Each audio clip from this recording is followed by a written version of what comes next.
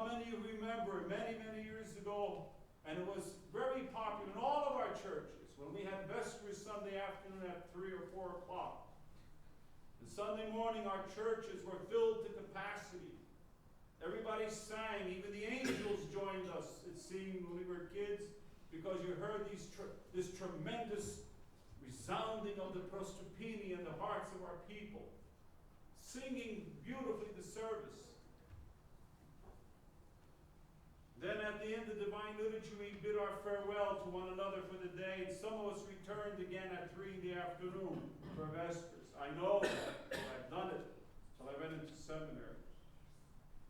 We got into the church. It was empty. It was only 2 o'clock in the afternoon. Where was everybody? They were paying their altar society, the Spolok dues. They were paying the dues to the Falcon organization. They were paying dues to the Soidinenia, paying dues to this insurance and this thing and that thing, giving their donations. And they were reading letters to one another that came from Krayu.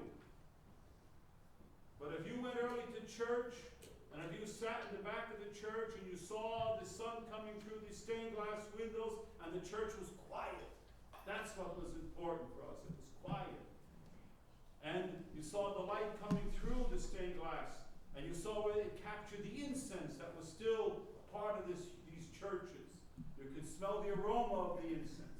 You could see the candles still flickering away in these type of votive lights that burn. You heard the pews crack. But you listened in quiet, and you listened and you were still. We then knew what to do on Sunday afternoon.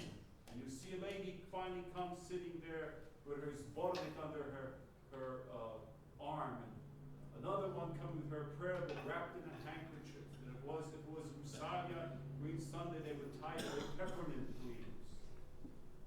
And they would sit here and hear the men here and there. Everybody was coming slowly until the big bell rang at 2:30, half hour before every service.